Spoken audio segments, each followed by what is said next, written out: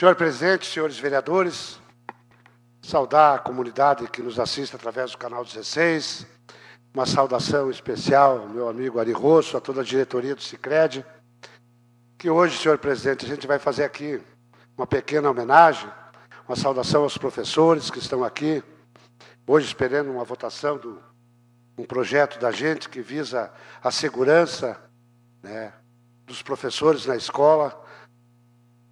Senhor presidente, quero, antes de mais nada, de fazer, eu que não sou chegado a fazer homenagem ali, em 20 anos nessa casa, eu acho que eu fiz 4 ou 5 homenagens, né, com muito orgulho, aos 50 anos da Coliurb, uma geradora de emprego, 50 anos da Transpasso.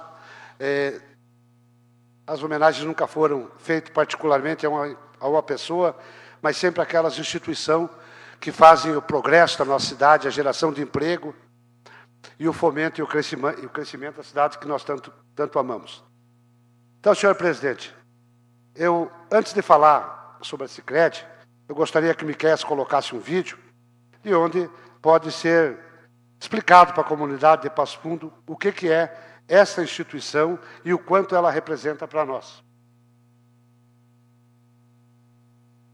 Uma empresa onde todos os clientes têm a oportunidade de decidir e participar, criando laços de confiança para crescer com a instituição.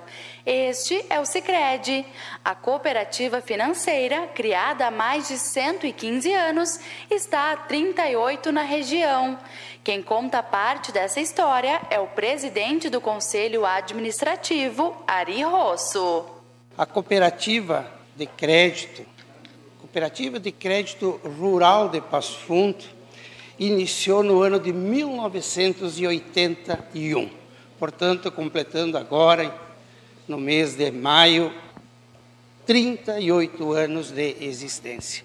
Aconteceu através de uma liderança muito forte, que é a grande responsável por o Sicredi hoje, Dr. Mário Cruel Guimarães, junto com ilustres visionários da área do agronegócio, que na época sentia uma grande necessidade no que diz respeito às necessidades de crédito rural, e através dessa ideia de ter uma instituição financeira para atender às necessidades, então, do crédito rural, que se criou o sistema que hoje se chama Sicredi. Então, é com muita alegria que a gente quer até homenagear, né, e saudar essas lideranças visionárias. Esses 38 anos é uma trajetória de muitas dificuldades no começo, mas que hoje somos uma grande cooperativa de crédito chamada Sicredi Integração de Estados do Rio Grande do Sul e Santa Catarina, que teve, né, no início, apenas atendendo o setor primário, o agronegócio, e a partir do seu crescimento, da evolução que teve e das demandas que foram surgindo, através de conquista, através de resoluções, de leis, hoje é uma cooperativa, um sistema que, né, faz parte, o Sicredi Integração de Estado, que atende a toda a comunidade. O presidente também destaca quais foram os principais avanços neste período. Estamos entre as mais de 1000 cooperativas de crédito do Brasil, o Sicredi ocupa aí uma das principais, das maiores sistemas de crédito cooperativos do nosso país. Mas isso foi muito trabalhado, muitas dificuldades. Eu posso citar aqui alguns das principais conquistas que o Sicredi todo como sistema e a nossa cooperativa teve. Primeiro, o grande resgate, né, do cooperativismo aqui da nossa região. Num segundo momento, o Sicredi entendeu, né, que nós precisávamos ter um banco comercial para ter acesso ao mercado. E aí foi a constituição hoje do Banco Cooperativa Sicredi, que é o nosso Ban Sicredi, que é um instrumento para as cooperativas poderem atuar. Depois, então, sim, veio a livre admissão de associados. Com isso, oportunizou de nós aqui, em todo o Sicredi a nível de Brasil, que está em 22 estados hoje, somos somos 114 cooperativas, né, com mais de, hoje, 4 milhões de associados no Brasil todo. O cooperativismo de crédito hoje ocupa aí a 6ª maior instituição financeira do país. Isso nos proporciona, né, então, através da criação do banco, da livre admissão, da conquista de novos produtos, como a caderneta de poupança, para ter fundos para nós atender a demanda do crédito rural e também do sistema financeiro habitacional. Então, foram inúmeras as conquistas. Como o presidente comentou, hoje são mais de 4 milhões de associados em 22 estados brasileiros. Além disso, o Sicredi possui mais de 1.700 agências. Esse grupo no Sicredi Integração de Estados, a qual nós fizemos parte, estamos praticamente chegando a 44 mil associados agora durante o mês de junho e se somam a mais de 4 milhões de associados em todo o sistema nacional, distribuídos em mais de 1.700 agências pelo país, em 114 cooperativas. Então, esse é o Sicredi com os seus diferenciais em relação às instituições financeiras convencionais. Quais as principais diferenças desse processo, né? Nós somos uma cooperativa de crédito que fizemos parte de um sistema e os dois grandes diferenciais que eu gostaria de trazer é o relacionamento, é o atendimento.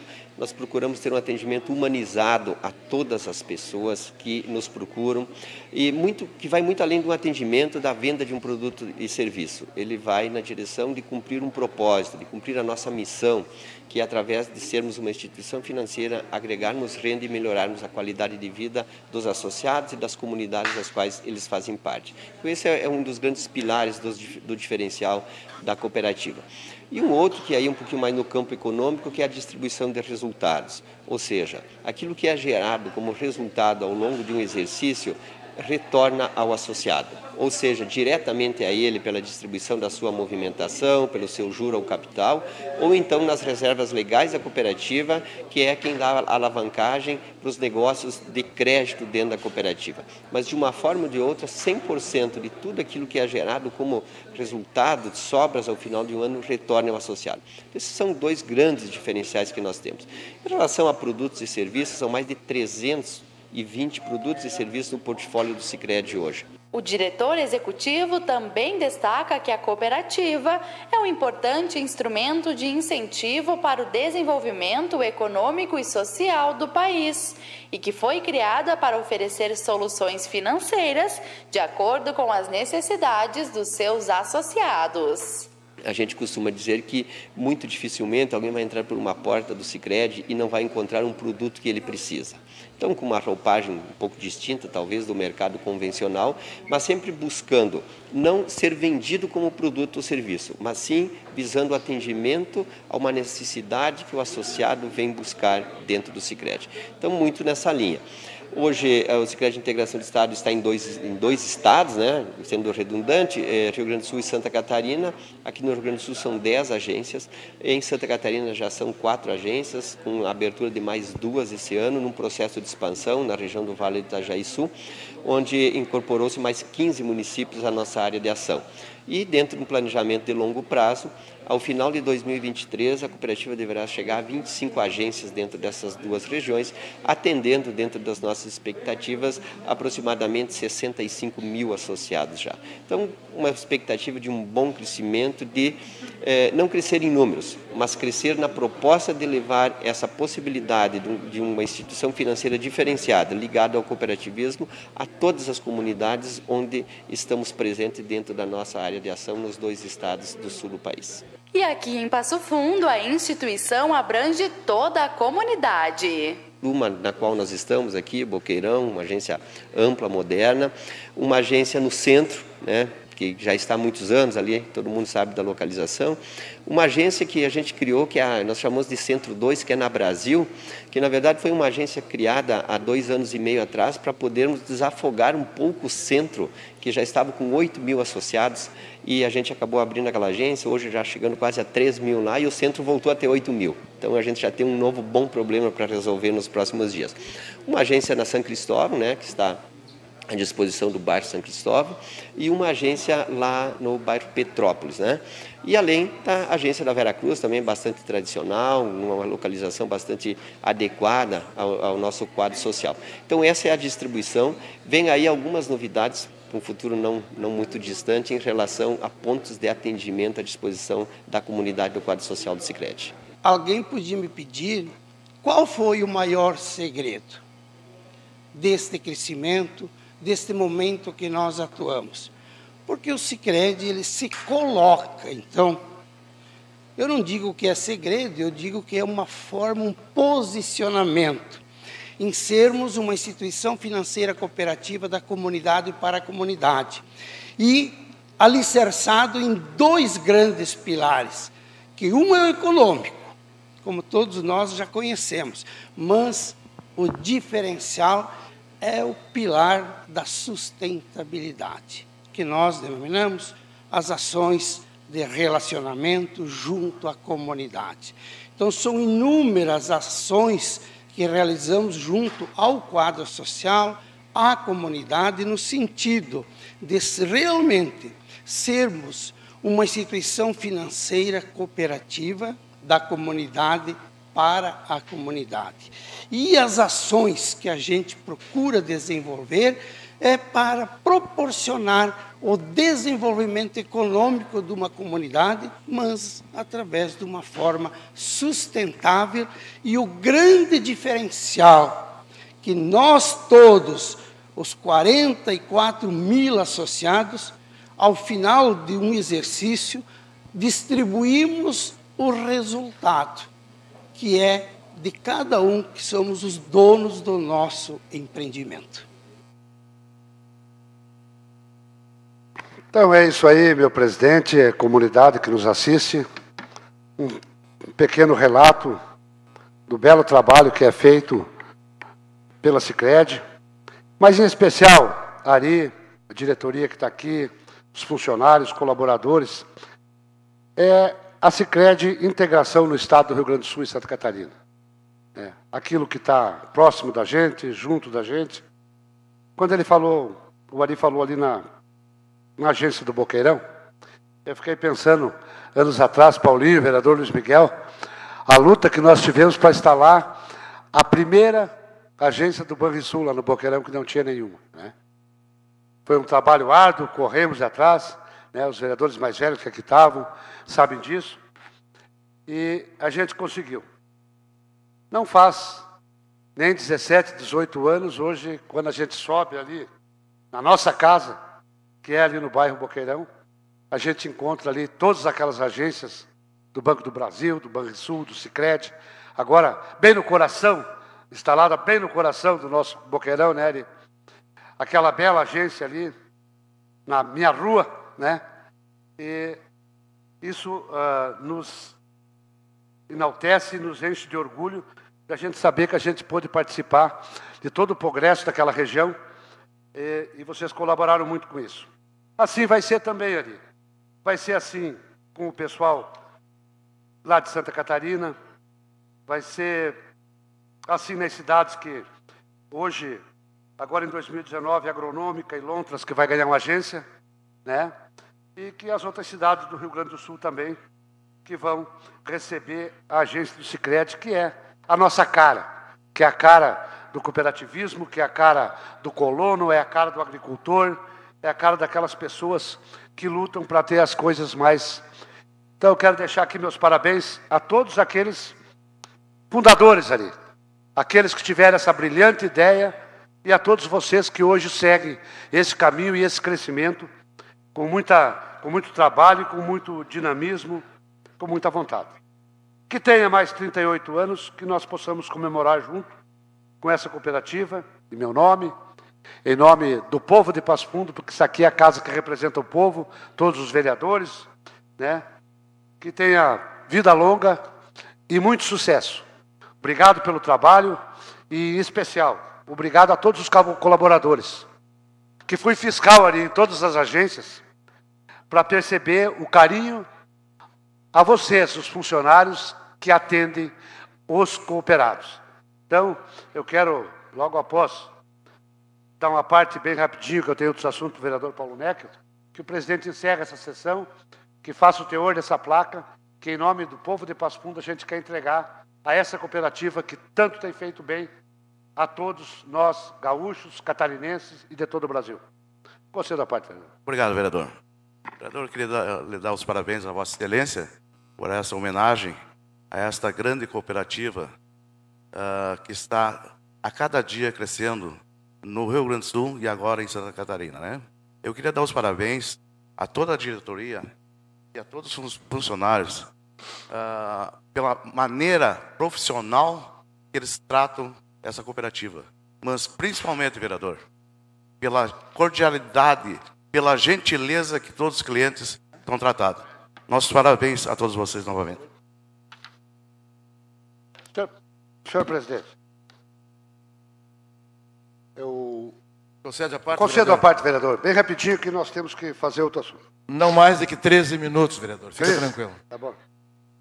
Primeiro, eu gostaria de cumprimentar Vossa Excelência da homenagem que faz hoje a nossa cooperativa de crédito, Sicredi.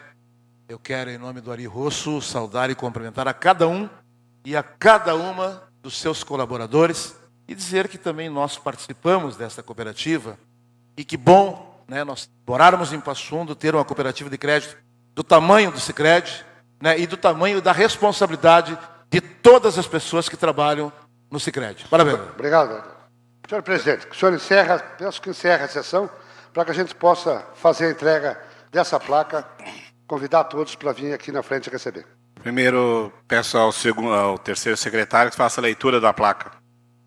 Estado do Rio Grande do Sul, município de Passo Fundo, Câmara Municipal de Vereadores, honra ao mérito.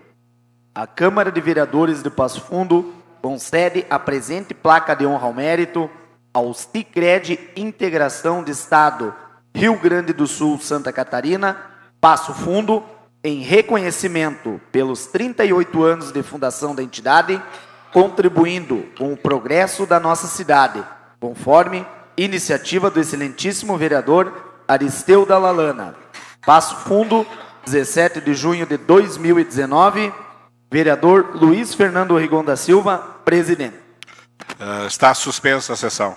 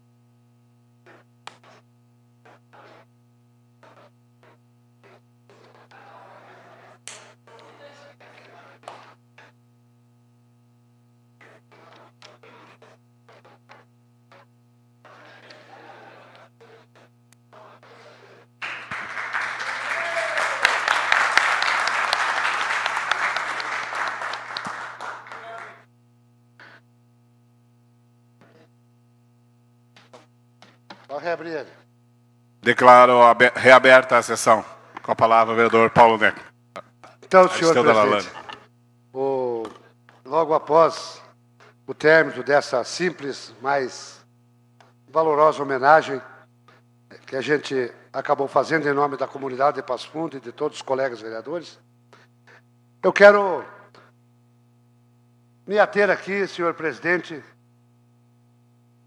a um projeto de lei que está na ordem do dia hoje, que vai em votação, de nossa autoria, que diz respeito a algo muito triste que está acontecendo no nosso Brasil há mais de 20 anos. Eu sempre disse, senhor presidente, a todos que eu era do tempo que a gente ia na escola e tratava o professor como se ele fosse e como ele deveria ser tratado, o nosso ídolo, aquela pessoa que tudo nos ensinou na vida, porque eu sempre digo nessa tribuna aqui, colegas vereadores, eu não conheço nenhum médico que não foi ensinado por um professor do primário, da nossa época, do ginásio, o tempo em que o professor era valorizado. Valorizado eu não estou dizendo em situação financeira, mas valorizado como ser humano. Porque fiz várias homenagens na minha vida e sempre disse que ao longo da minha vida, tudo que fiz, eu devo aos meus professores. E cansei de citar o nome aqui, da professora Marluza Verardi, professor Ivar Basso, professor Ismael Zimmermann, aqueles professores e centenas de professores, na época que eu estudei, na época que eu fiz administração de empresas, presidente, nós vivíamos num país onde não tinha essa gambiarra de levar o ensino para o lado de política. O ensino para o lado de querer agradar todo mundo. E sempre tivemos o maior respeito como professor. Mas como doía quando tu via um colega que fazia alguma coisa errada, era o maior castigo dizer que ele ia ter que ir para a secretaria, professor. Porque ele se sentia inibido, ele se sentia triste porque sabia que tinha feito uma coisa errada. E hoje, nós não encontramos mais. Nós não encontramos mais respeito por aqueles que fizeram esse país ser o que é hoje. Aquele professor que entrava na sala de aula, aquele professor, meu querido Ari, que lá em Santa Gema ia de manhã para a escola, limpava a escola, dava aula para o primeiro livro, segundo e terceiro, tudo junto, e ainda tinha que fazer merenda para as crianças. Aquele professor que ensinou tudo, que ensinou nós caminhar, nós dar o primeiro passo. E hoje, tu liga uma televisão, eu quero aqui que o Miquel, se tiver umas imagens, coloque aí. Tu liga a televisão e tu vê professor sendo agredido, sendo ameaçado, sendo cortado, sendo refém de alunos por causa de leis que nós criamos. Então, senhor presidente, isso é muito triste. Eu quero que vocês vejam esse vídeo aí que foi ao ar na televisão do Brasil inteiro. Essa semana. Selvageria em sala de aula. O Fantástico conversou com a professora que foi atacada pelos próprios alunos em Carapicuíba, na Grande São Paulo, na última quinta-feira. Os funcionários da escola disseram que alguns estudantes são muito agressivos, não respeitam ninguém e atormentam os professores com humilhações constantes. No dia 30, às 10h23, mais ou menos, que começaram a fazer isso.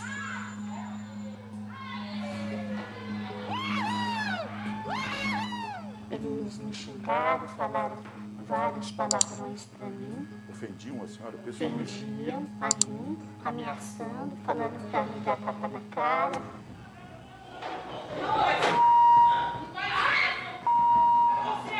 A idade desses alunos, qual? Entre 12 a 16 anos.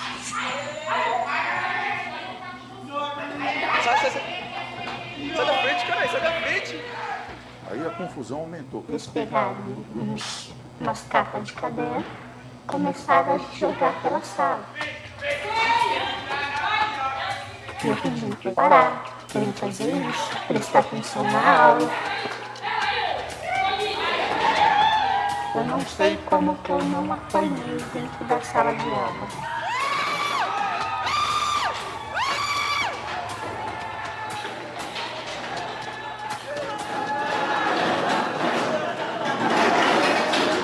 Essas cenas aconteceram na última quinta-feira. A escola estadual aqui de Carapicuíba, na Grande São Paulo, tem 2.000 alunos. Então, senhor presidente, colegas vereadores, comunidade de Passo Fundo, eu gostaria de pedir, por favor, que todos que estiverem assistindo isso, que ponham a mão na consciência. Eu não estou aqui para criar uma defesa. Eu estou aqui e peguei essa gravação porque hoje nós temos um projeto de nossa autoria que institui um programa de prevenção à violência contra os profissionais da educação na rede de ensino do município de Passo Fundo. Eu tenho reclamação de professores. Eu já ouvi várias críticas, por incrível que pareça, professor, por causa desse projeto. Mas será que as pessoas não têm sensibilidade? O que acontece com esses pequenos bandidos que estão aí? Porque sempre quando eu venho nessa tribuna dizer que nós, dos cursos profissionalizantes, os maiores formadores de empresário desta cidade, principalmente no nosso caso do ramo metal mecânico, não podemos mais profissionalizar um homem de 16 anos de idade, porque tudo o que eles dizem é insalubre. Insalubre está se tornando a vida de um professor na mão de um pequeno marginal desse. Vocês não imaginam o que um adolescente desses faz por não poder mais ser repreendido numa sala de aula? Porque eu, lá no Colégio das Fleiras, eu era muito arteiro. Lá na Santa Marta, lá no Menino Deus. E quando eu ia roubar a bola, que estava debaixo da saia da freira, eu tomava uma reguada na cabeça e não me aconteceu nada de errado. Eu aprendi que eu tinha que respeitar ela, porque eu era um capetinha. Agora, tu analisa um aluno atirando uma classe no professor. O que um marginalzinho desse não faz com a sua vovó em casa? Quando ele quer alguma coisa, João, e ela não pode dar. E é por isso que nós temos que mudar a nossa educação. E se nós quisermos ter um país melhor, nós temos que parar de fazer coisa que a grande massa quer ouvir. Aquilo que os alunos querem quando fazem um griteiro na rua.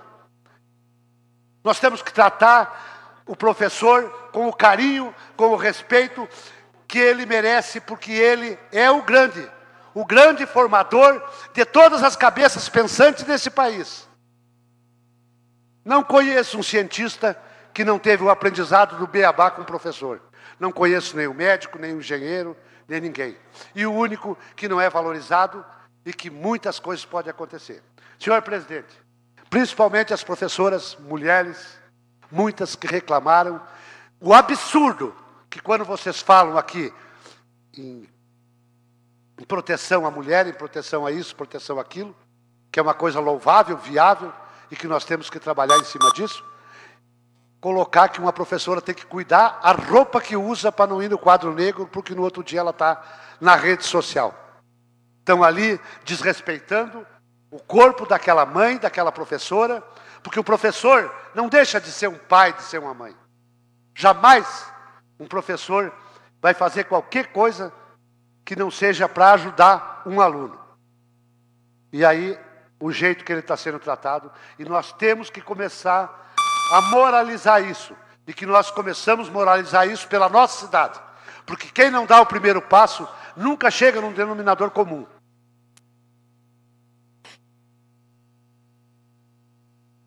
Pois não, vereador.